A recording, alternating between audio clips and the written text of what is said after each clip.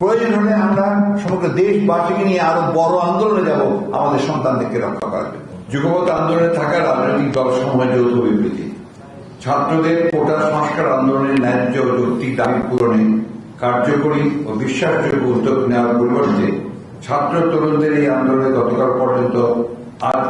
গতকাল থেকে আজ পর্যন্ত যেভাবে ঠান্ডায় মাথায় পরিকল্পিতভাবে বল প্রয়োগ করা হয়েছে, সরকারি দলের ছাত্র সংগঠন ছাত্রলীগ সহ তাদের বিভিন্ন সংগঠন ও আইন শৃঙ্খলা বাহিনীর হাতে আজ যেভাবে সারা দেশে হামলা আক্রমণ বিবর্ষণ করা হয়েছে, গণমাধ্যমের সংবাদ অনুযায়ী এখন পর্যন্ত 7 জনকে হত্যা করা হয়েছে। এই ঘটনায় আমরা ক্ষোভ, তীব্র নিন্দা ও প্রতিবাদ জানাচ্ছি। গত 48 ঘন্টায় চিহ্নিত সরকার দলীয় সন্ত্রাসীদের হাতে যেভাবে দেশব্যাপী সহস্রাধিক ছাত্রছাত্রীদের আহত হওয়ার ঘটনা ঘটেছে, অনেকে গুরুতর আহত অবস্থায় জীবন মৃত্যু সন্ধিক্ষণে নিয়েছেন। আমরা মনে করি এই সমুদ্রের ঘটনার পুরো দায় দায়িত্ব সরকার এবং সরকারি দলের। সরকারের সর্বোচ্চ পর্যায় থেকে যেভাবে উস্কানি সৃষ্টি করা হয়েছে ও ছাত্রলীগকে সাধারণ শিক্ষার্থীদের শান্তিপূর্ণ যৌক্তিক আন্দোলন মোকাবেলা করার নির্দেশ দিয়ে নির্দেশে নামতে দেওয়া হয়েছে, তা গত 2 দিনের সমগ্র ঘটনার ক্ষেত্র তৈরি করেছে। আমরা এই পরিকল্পিত রাষ্ট্রীয় সন্ত্রাসের তীব্র প্রতিবাদ করে বলতে চাই, দমন নিপীড়ন ও সহিংসতা চালিয়ে সরকার আজ এই পরিস্থিতি তৈরি করেছে। আমরা লক্ষ্য করেছি এখনো পর্যন্ত গণমাধ্যমে প্রকাশিত শতাধিক সরকার দলীয় সশস্ত্র সন্ত্রাসীদের গ্রেপ্তার করে আইনের আওতায় আনা হয়নি। আমরা আগামী 24 ঘন্টার মধ্যে এই সশস্ত্র সন্ত্রাসীদের গ্রেপ্তার দাবি জানাচ্ছি। আমরা পুলিশের গুলিতে ছাত্রলীগের সশস্ত্র হামলায় যারা প্রাণ হারিয়েছেন তাদের জন্য গভীর শোক প্রকাশ করছি। আমরা নিহত আহতদের পরিবারের প্রতি আমাদের সমবেদনা জ্ঞাপন করছি।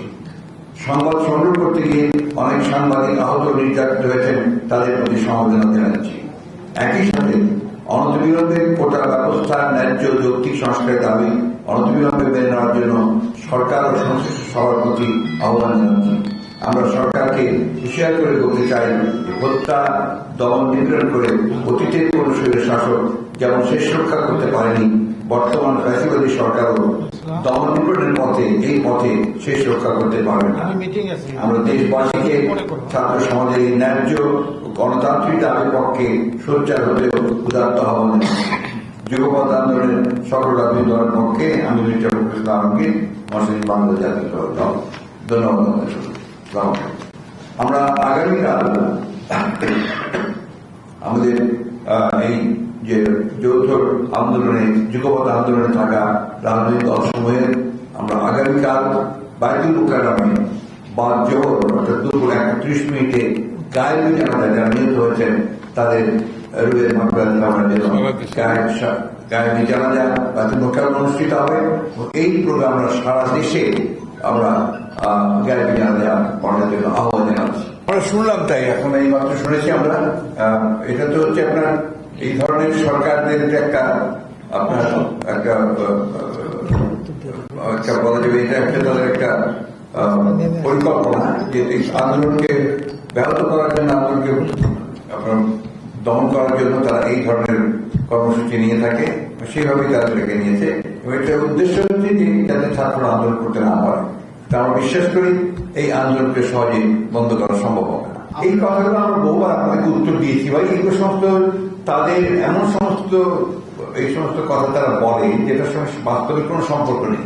এটা তো সম্পূর্ণভাবে আপনারা নিজেরাই দেখছেন তো সাংবাদিকরা, যেটা সম্পূর্ণভাবে ছাত্ররাই এটা নিয়ন্ত্রণ করে, ছাত্রদেরই এটা আন্দোলন। সেখানে যে কোনো দায়িত্বশীল রাজনৈতিক দল আমরা যখন সরকার তাদের রাষ্ট্রীয় বাহিনীকে ব্যবহার করে সাধারণ ছাত্রদেরকে হত্যা করে, আমার ছেলেদেরকে হত্যা করে, সন্তানদেরকে, তখন রাজনৈতিক দল হিসেবে তো আমরা নিশ্চয় থাকতে পারি না। স্বাভাবিক আমি সেই জন্য আজকে আমরা সবাই যৌথ বিবৃতি নিয়েছি। আমরা কালকে গায়েবী জানাজা করেছি। প্রয়োজন হলে আমরা সমগ্র দেশবাসীকে নিয়ে আরো বড় আন্দোলনে যাব আমাদের সন্তানদেরকে রক্ষা করার জন্য। আমরা যাতে দুঃখ তীব্র ক্ষোভের সঙ্গে রক্ষা করেছি, যেটা আমি আজকে বলেছি যে আমরা অবাক বিস্ময়ের সঙ্গে লক্ষ্য করছি যে আজকে আওয়ামী লীগ সেই ভূমিকা নিয়েছে যে ভূমিকা সেদিন পাকিস্তান হামলা বাহিনী নিয়েছিল।